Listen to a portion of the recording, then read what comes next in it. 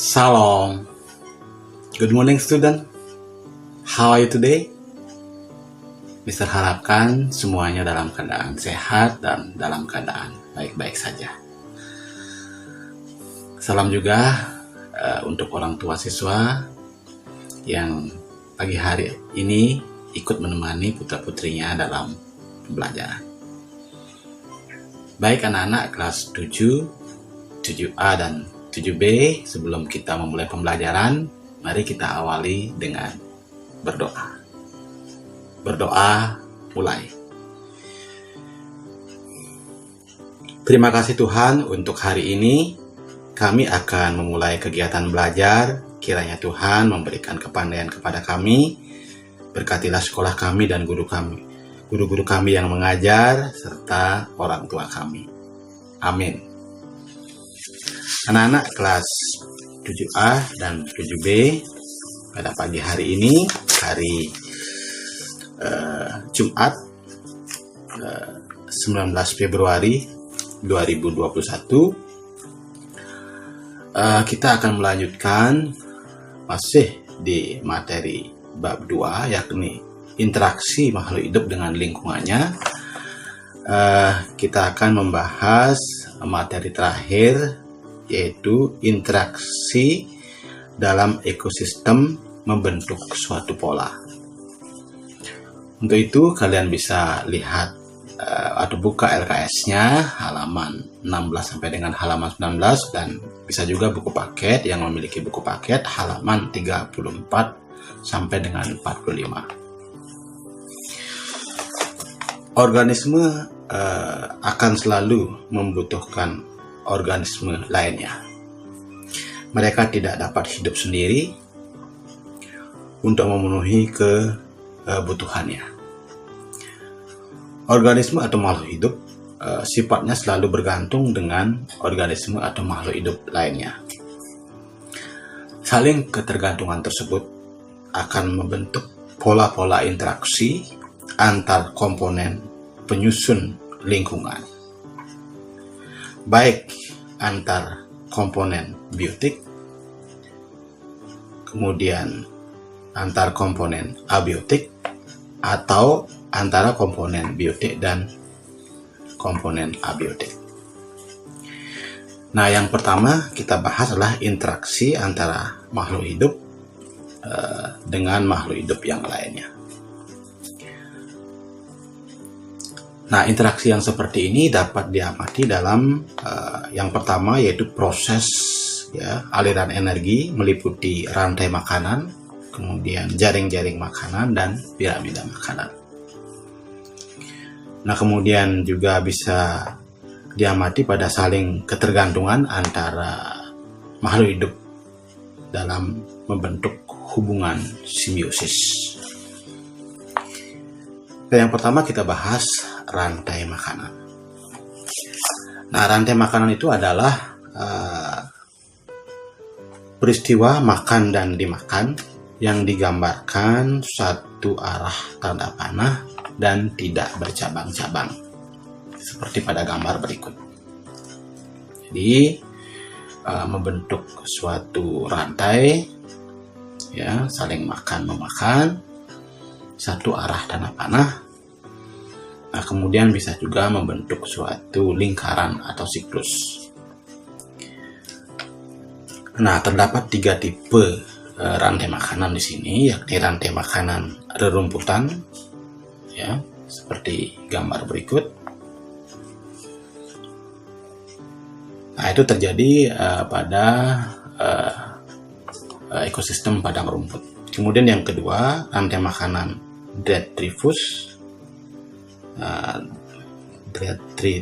yaitu diawali dengan pengurai, kemudian itu dimakan oleh cacing atau rayap, kemudian akhirnya itu akan dimakan oleh burung, dan akhirnya burung dimakan oleh elang, seperti pada gambar. Kemudian yang ketiga, rantai makanan parasit, itu yaitu organisme yang memakan inang pada organisme yang lebih besar. Nah, seperti pada gambar, yaitu kerbau, kemudian ada kutunya, kutu dimakan oleh burung jalak dan burung jalak dimakan oleh burung elang. Nah, kemudian yang B. Kalau tadi kita sudah bahas rantai makanan, kita akan bahas yang B, inilah jaring-jaring makanan. Jaring-jaring makanan adalah sekelompok rantai makanan yang saling berhubungan. Nah, jadi di sini beberapa rantai makanan akan saling berhubungan, jadi arahnya bisa bercabang-cabang. Jadi tanah panahnya itu tidak satu arah, tetapi bisa bercabang-cabang. Seperti contoh pada gambar berikut ini.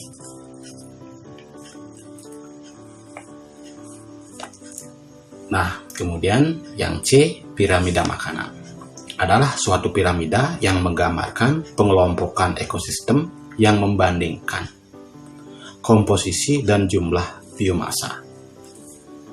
Nah, komposisi dan jumlah biomasa itu dikelompokkan dari mulai produsen, konsumen 1, konsumen 2, dan konsumen 3. Berdasarkan gambaran tersebut, jumlah produsen adalah yang terbanyak, kemudian disusul oleh konsumen 1, konsumen 2, dan yang paling sedikit adalah jumlahnya konsumen 3, sehingga akan makin ke atas makin kecil, mengerucut membentuk suatu piramida seperti contoh gambar berikut ini. Nah, sesuai dengan penjelasan tadi, piramida makanan itu terdapat 3 jenis piramida, yakni piramida populasi, kemudian piramida energi, dan piramida biomasa. Kemudian yang kedua, kita akan membahas macam-macam simbiosis. Simbiosis adalah interaksi antara makhluk hidup yang saling mempengaruhi satu sama lainnya. Terdapat 3 macam simbiosis, yakni yang pertama simbiosis mutualisme, yaitu interaksi antara makhluk hidup yang saling menguntungkan. Nah, di sini contohnya lebah dengan bunga, ya, seperti gambar. Nah, contoh yang lainnya adalah kupu-kupu dengan bunga, kemudian burung jalak dengan kerbau. Nah, di sini burung jalak memakan kutu pada kerbau, kerbau juga ikut diuntungkan. Nah, sama seperti lebah dan bunga dan kupu-kupu dan bunga, lebahnya dan kupu-kupunya mendapat madu, kemudian bunganya diuntungkan juga dengan dibantu penyerbukannya. Nah, yang contoh yang selanjutnya adalah antara rayap dengan protista. Nah, di sini rayap mendapatkan makanan dan protista mendapatkan makanan juga dari kotoran rayap. Kemudian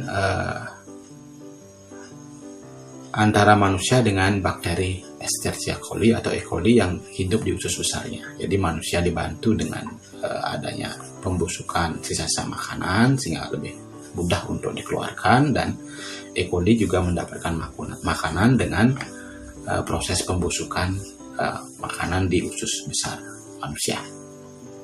Yang B adalah simbiosis komensalisme, yaitu simbiosis interaksi antara makhluk hidup, di mana salah satu makhluk hidup itu diuntungkan sedangkan makhluk hidup yang lain tidak diuntungkan ataupun tidak dirugikan. Nah, contoh dari simbiosis ini adalah antara ikan hiu dengan ikan remora. Kemudian tanaman anggrek dengan pohon inangnya, seperti gambar. Ikan sapu-sapu dengan ikan gupi. Ikan remora dengan ikan pari. Kemudian paku tanduk dengan pohon jati. Nah, semuanya itu contoh dari simbiosis komensalisme, yang satu untung, yang satu tidak diuntungkan atau tidak dirugikan. Nah, yang ketiga jenis simbiosisnya adalah simbiosis parasitisme, yaitu interaksi antara makhluk hidup di mana salah satu makhluk hidup itu diuntungkan sedangkan makhluk hidup yang lainnya itu dirugikan. Nah, contohnya adalah tali putri dengan tanaman inangnya, kemudian benalu dengan tanaman inangnya seperti contoh gambar berikut, kemudian kutu rambut dengan manusia, cacing pita pada usus manusia, dan tikus dengan petani. Nah, yaitu tikus diuntungkan, petaninya dirugikan. Nah, kita lanjutkan yang ketiga, peran organisme berdasarkan kemampuan menyusun makanan. Berdasarkan kemampuan menyusun makanan, organisme itu dibedakan menjadi dua, yakni organisme autotrof, yakni organisme yang mampu membuat makanannya sendiri melalui proses fotosintesis atau kemosintesis. Organisme autotrof biasanya memiliki klorofil yang digunakan untuk proses fotosintesis dengan bantuan sinar matahari. Dalam ekosistem berperan sebagai produsen. Nah, jadi jelas di sini contohnya dari organisme autotrof ini adalah tumbuhan. Nah, kemudian yang kedua adalah jenis organisme heterotrof, merupakan organisme yang mendapatkan makanan dari organisme autotrof atau organisme lainnya. Dalam ekosistem berperan sebagai konsumen, contohnya hewan dan manusia. Namun ada juga organisme heterotrof yang berfungsi sebagai dekomposer atau pengurai dan detritivor. Organisme heterotrof berdasarkan jenis makanannya dibedakan menjadi 3 macam, yaitu herbivore atau herbivora, itu hewan yang pemakan tumbuhan. Jadi inilah konsumen tingkat 1. Kemudian karnivora, hewan pemakan daging, jadi pemakan hewan yang lain.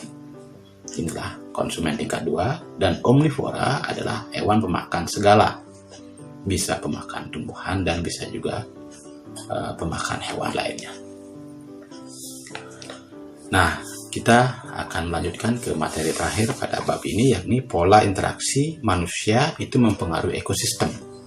Ekosistem merupakan kesatuan antara komponen abiotik dan komponen biotik yang saling berinteraksi. Ekosistem yang baik adalah apabila komposisi penyusun ekosistem seperti produsen, konsumen, pengurai, dan benda-benda tidak hidup, air, tanah, udara, dan sinar matahari dalam keadaan yang seimbang. Sedangkan seimbang bukan berarti jumlahnya sama, tetapi sesuai dengan proporsinya. Keseimbangan ekosistem dapat terganggu oleh hal-hal berikut. Jadi keseimbangan ekosistem yang sudah sangat seimbang, sudah sangat baik, itu bisa terganggu dengan adanya hal-hal berikut, seperti adanya bencana alam.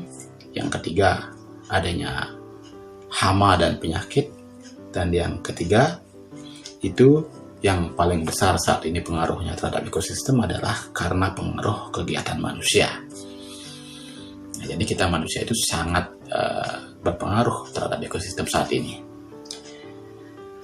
Yakni misalnya dengan adanya pencemaran akibat ulah manusia, kemudian penebangan pohon secara liar, dan perburuan hewan-hewan liar. Jadi demikian untuk materi yang bisa Mister sampaikan di pagi hari ini. Mudah-mudahan apa yang Mister sampaikan bisa dipahami.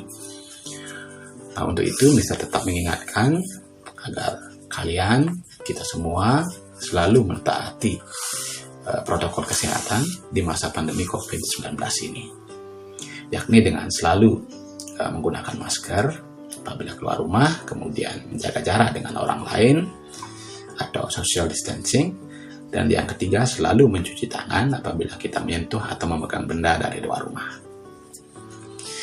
Mudah-mudahan pandemi COVID-19 ini segera dapat diatasi dan kita bisa beraktivitas seperti normal kembali. Baik anak-anak, untuk itu Mister akan tutup pertemuan hari ini dengan doa penutup. Terima kasih Tuhan atas pimpinanmu selama kami belajar hari ini. Terima kasih untuk guru dan orang tua kami yang sudah bekerja sama untuk membimbing kami dalam belajar. Tanamkan semua pelajaran yang kami terima agar kami menjadi anak yang rajin dan pandai. Amin. Sekian dari Mister. Terima kasih atas perhatiannya. God bless you.